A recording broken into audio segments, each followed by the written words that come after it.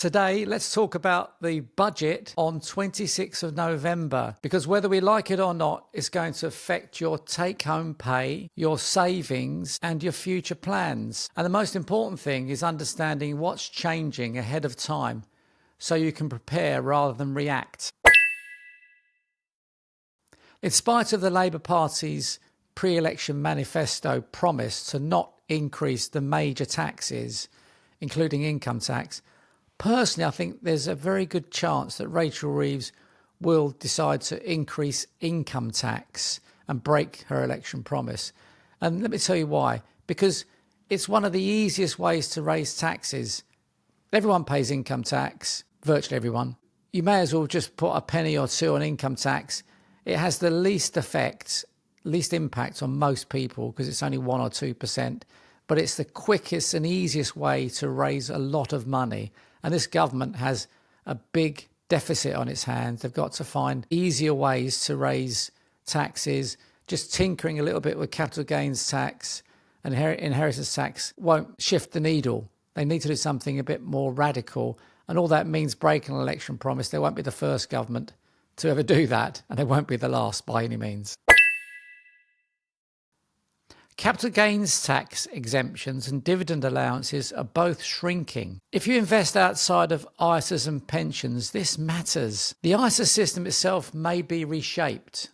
For example, what they may do, the government, they may bring in a lifetime allowance like they used to have for pensions, for example. So using your allowance now is the safer move. You can save up to £20,000 a year into an ISA.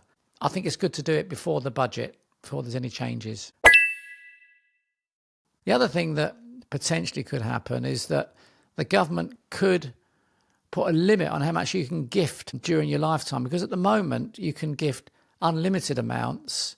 And if you survive 7 years, let's say you gift a lot of money to your children, you survive 7 years and then it's no longer subject to inheritance tax.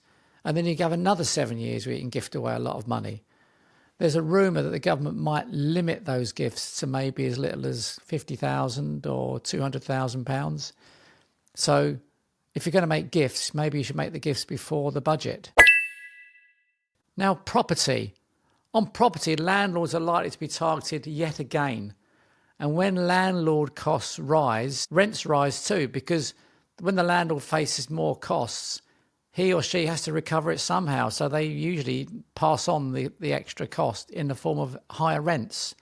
So it affects renters too. At this time of the year, a few weeks before the budget, there's lots of rumours going around about all kinds of horrendous things the government could do to increase taxes on us. A couple of rumours I've heard are plausible. They may happen. For example, there is a fear that the government could impose national insurance on rents for landlords. Unlikely to happen, but it could happen because it means they could charge maybe 8% of rental income. There's lots of landlords in the UK. It won't be very popular and it really shouldn't be applied because national insurance should apply to what's called earned income, and rental income is known as unearned or investment income. So it would break a long-standing tax policy. But that could happen, definitely could happen. And stamp duty rules could shift again. There's a lot more stamp duty to pay now on properties, especially for second homes and investment properties. So if you're planning a move, timing will matter. Although obviously it's going to be difficult to push through a property purchase before 26th of November, but you may already have one in progress. You may be able to time the exchange of contracts before 26th of November, for example. Now on to pensions. Still the most tax efficient tool we have. Salary sacrifice keeps you in your tax band. This is where you waive some of your salary and get your employer to pay it into a pension for you instead. It's called salary sacrifice. The beauty for you and your employer, you avoid national insurance. So your employer avoids national insurance and so do you. And good employers will offer to pass on the national insurance that they've saved to pay into your own pension. So it's quite good tax planning, salary sacrifice. And that could keep you potentially in a 20% band of tax rather than 40%, for example. So very valuable indeed. So if relief tightens in future, the contributions you make today become even more valuable. So what should you do before the budget?